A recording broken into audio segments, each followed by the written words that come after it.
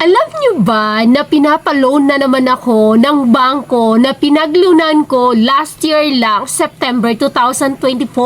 Bakit nga ba inoopera na naman ako ng panibagong loan kahit na may pending loan pa ako sa bangko na ito at matatapos pa ito next year, 2026? Timing ba ang offer na ito para sa pangatlong branch na pinapagawa namin as dagdag kapital para hindi na rin mabawasan pa ang aking rolling capital dito sa branch na ito at sa isang branch? Tara, pag-usapan natin! Hello mga ka-Antrep, good evening po sa ating lahat. Welcome back again to our channel. Kumusta po kayo? So shout out po sa ating lahat, lalong-lalo na sa mga bago pa lang sa channel na ito at hindi pa nakapag-subscribe. Baka naman po, pwede nyo akong isubscribe at kung magustuhan nyo yung mga pinag-uusapan natin dito, especially about motor shop business, motor parts business and accessories at sa mga related pa na topic na pinag-uusapan natin. Yun naman mga ka-Antrep, story time muna tayo. Way back nga last year, September 2024, na-approve yung aking loan na 700,000. Pangalanan na natin sa Banco de Oro. At hindi po ito sponsored na vlog. Ito po ay gusto ko lang i-share sa inyo. Pero before that, sa mga hindi nakakaalam, 3 beses na po akong nakapag-loan sa BDO. Way back 2019, 2021 at itong 2024. So sa mga nagtatanong, yes, mabilis lang po ang proseso sa Banco de Oro, lalo na po kung kayo ay existing client na nila, matagal na nilang client at malinis po ang inyong record. So bakit nga ba inoopera na ko ulit ng ating financier na Banco de Oro para makapag-loan ulit samantalang may pending loan pa po ako. Na-release lang yung loan ko last year noong September na 700,000 which supposedly originally na pwede po sana akong ma-approve into 1 million pesos pero hindi ko po siya sinagad since na baka sabi ko mga ilangan ako since may plano nga kami na magpapagawa ng pangatlong branch na store kasi yung pag-loan ko ay doon ko ginamit. Pinambili namin ng lupa doon sa pagtatayuan namin ng pangatlong branch. So, ayan na nga po, share ko sa inyo. Ito yung message sa akin ng officer sa bangko. Good morning ma'am, baka gusto niyo po mag-re-avail ng loan ma'am. Pwede ko lahat. Pwede po kahit hindi niyo pa na fully pay ma'am. Tapos nag-reply ako, salamat po ma'am, isipin ko po kasi hindi pa po 1 year ang loan ko, dyan po, hehehe. Okay po ma'am, just in case need nyo po, pwede naman po ma'am mag-avail kasi may available na po kayo ulit ngayon. Sabi ko naman, March 24 lang ito mga ka-Antrep ha. Kung sakali ba ma'am, mabilis na this time po or kagaya nung nakaraan pa rin katagal. Yes ma'am, swipe na lang natin siya, then date na po siya sa account.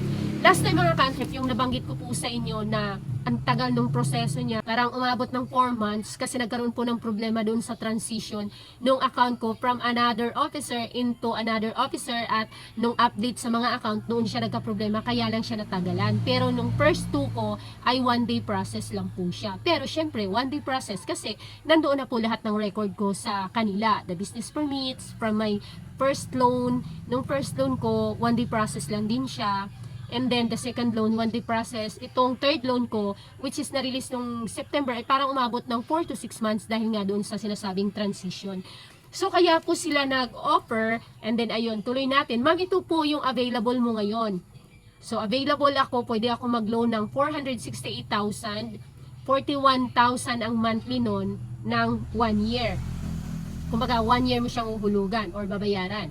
Or pwede din yung 18 months, makaka-avail ako ng 460,000, tag 27,000 ang monthly amortization ko. Or 24 months, ito yung 2 years, ay ilan ba ito? 2 years ng 448,000 na may monthly amortization ako na 20,000. Siyempre mga ka-Antrep, ganun po talaga sa mga loan dahil ako isuki na rin sa paglo-loan na kung mas mahabang period mo siyang kukunin or babayaran, mas liliit yung monthly mo. Pero same pa rin naman yung yung kanyang interest. Actually, sinasabi nila diminishing daw yon. Ma'am, ito po ha. So, ito yung sinabi na available ko. Which is, hindi ko nga ine-expect mga ka-Antrep dahil may pending pa ako. Sa September pa po siya mag 1 year. So, ine-expect ko sana na next year ako mag-loan para sa panibagong business venture na iniisip ko. Pero may offer na ngayon. Kasi nga po mga ka-antrip, ganito yan. Kapag nakita ng bangko, makita ng officer na may hawak ng account mo, na yung account mo ay lumalaki yung kanyang deposits or savings, yung gross saving, something like that, na malaki siya, uupiran ka talaga. Pero nung pang second loan ko na halos masaid, halos mag-negative ang bank account ko, ang passbook ko, hindi ako na-approve, which is 1 million yung kailangan ko, na-approve lang ako sa 500,000. Ano ko pa yon, na-request ko pa na kung pwede 750 kasi naano talaga kami nun kumbaga papunta na sa broke talaga. So, hindi pa rin ako na-approve sa 750, na-approve ako sa 500,000. That's because halos mag-negative ang aking cash flow noon sa bangko. And then, nung pang third loan ko, since okay na naman ang cash flow after ilang 2 years yata na pahinga, so ang offer nila sa akin is to maximum of 1 million. Hindi ko rin naman kinagat si maximum of 1 million kasi hindi ko pa naman siya naisip exactly kung saan talaga siya. Basta't nagdagdag lang ako noon para may pangdagdag naman doon sa binibili naming property. So, hindi ko siya na max out or na maximum ng 1 million na offer nila. Ang niloan ko lang ay 700,000. But, yung in-inform sa akin ni ma'am na anytime ko na kailangan ay available yung 300,000. Kahit pa, halimbawa, nung, di ba, September, na-release, pumasok sa account, September, October, or November pa lang, or October, or next month, kakailanganin ko yung remaining ko na 300,000 ay pwede nilang i-release anytime. Isa-swipe lang yung card. But, hindi ko nga siya in-avail. Tapos, since parang gumanda yung cash flow, ay tinaasan na nila yung offer. Naging 448 na from 300,000 na remaining ko lang dapat na pwede kong ma-avail anytime. Pag 24 months. 468 kapag 1 year lang. Pero 41,000 ang monthly. For now, ang aming monthly sa aking niloan na 700,000, nagma-monthly ako ng 32,000 point something in 2 years siya. So, dito sa offer naman na 2 years na 448 is 20,000. Actually, mga ka-antrip, kapag i-compute mo siya, maliit lang talaga ang interest po sa mga bangko. Compare mo po sa ibang mga institution. Yun nga lang, kapag dating po sa mga bangko, napakahirap talaga. Napakahirap niya kasi ang basihan po nila talaga dito is the record. Yung record mo, kung gaano ka na nila katagal na kliyente at kung gaano kalinis ang iyong record. Wala kang palaging talbog-talbog na cheque at ang iyong cash flow ay maganda. Kasi sa pagkakaalam ko, correct me if I'm wrong mga ka-antrep, kahit pa ikaw ay OFW at marami kang savings, padala ng padala savings, pero hindi siya nag-work as sa business, yung nagka-cash flow na labas-pasok ay parang hindi ka makaka-avail ng loan.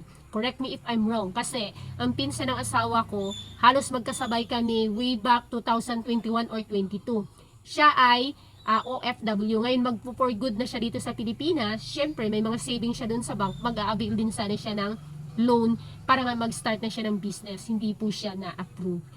Samantalang, mas marami po yung laman ng kanyang passbook dahil nga, ipon lang ng ipon doon. Hindi siya na-approve compare sa amin na maliit lang ang laman ng passbook pero nagka-cash flow yung cash flow kasi talagang nakikita na nag-ooperate ng business. So yun po yung isang advantage kapag may business ka po with complete business permits dahil makaka-avail ka talaga ng mga loan at maliit lang po ang mga interest kapag sa mga ganong klaseng institution. Okay, medyo mahirap lang siya kapag una mo pa lang dahil maraming kailangan. May ITR, kailangan mo ng mga business permit, syempre kasama dyan ang COR, kailangan ng at least 6 months na record ng iyong passbook, yung ipapaprint yung passbook transaction mo, tapos kailangan ng sa accountant, yung ITR nga, yung mahirap. Pero sa mga pangalawa na, madali na lang. Share ko kahit nung unang loan ko sa DTI, way back 2015,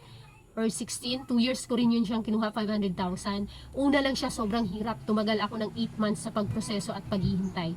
Pero sabi ni sir sa akin, kapag nagre-loan ako ulit, ay madali na lang siya, hindi na ako magsasubmit ng mga naunang documents or kinailangan kagaya ng ginawa ko nung first time ko. Pero hindi na ako umulit doon kasi nga dito na ako paulit-ulit sa bangko. So, ayun lang. Kung gusto nyo na maka-open ng mga loan sa mga ganung klaseng institution dahil nga maliit lang ang mga interest nila, alagaan po ninyo ang inyong cash flow, alagaan po ninyo ang inyong mga business permits, ang inyong mga banking account, checking account para makatulong po yun sa inyong record.